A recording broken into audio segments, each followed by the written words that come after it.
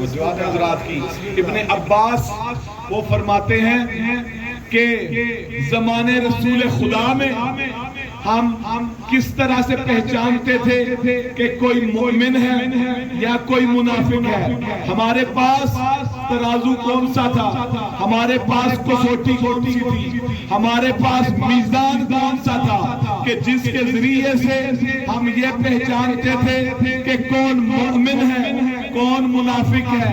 ابن عباس فرما رہے ہیں, وہ کہتے ہیں کہ کننا نعرف فی زمن رسول اللہ صلی اللہ علیہ وآلہ وسلم ببغض علی, ہم دیکھتے تھے اگر علی کا ذکر سننے سے اس کا چہرہ کھل جاتا ہے تو مومن ہے, اگر اس کے دل میں بغض آیا ہو جاتا ہے تو پھر منافق ہے.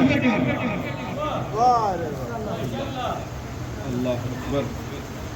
عزیزان محترم, مولا علی کے بارے میں رسول خدا نے فرمایا تھا نا کہ یا علی لا یحبک الا مؤمن ولا یبغضک الا منافق.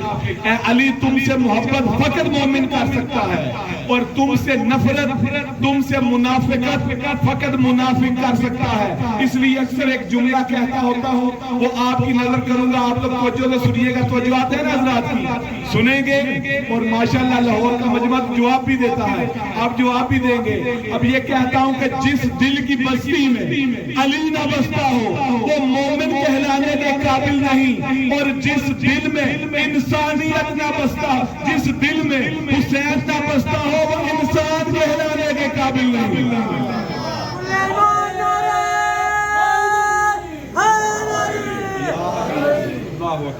آپ کی اسی حوصلہ افزائی کو دیکھتے ہوئے ایک اور حدیث بیان کرتا ہوں کہ رسول خدا نے فرمایا کہ لو ان عبدا عبد اللہ مثل ما قام نوح فی قومہ, اگر اللہ کسی کو اتنی عمر دے دے کہ اس کے پاس حضرت نوح علیہ السلام جتنی عمر ہو اور اس ساری عمر میں اللہ کی عبادت کرتا ہو, پھر فرمایا کانا مثل جبل احد فانفقہ فی سبیل اللہ, اور اس کے بعد اللہ احد پہاڑ جتنا سونا دے دے اور وہ سارے کے سارے سونے کو اللہ کی راہ میں, سارے کا سارا سونا اللہ کی راہ میں دے دے, اور اس کے بعد حتی حج الف عام علی قدمیہ, اور 1000 حج وہ پاں پہ ادا کرے. ثم قتل مظلوما بین الصفا والمروہ, اور اس کے بعد صفا و مروہ کے درمیان صحیح کرتے ہوئے مظلوم مارا جائے. اللہ کا رسول کہہ رہا ہے, میں نہیں کہہ رہا, اللہ کا رسول کہتا ہے لم یوالک یا علی لم یشم راحت الجنہ. اے علی اگر تیری ولایت نہیں رکھتا تو جنت دانا دور کی بات, تو جنت کی بو بھی نہیں سن سکتا.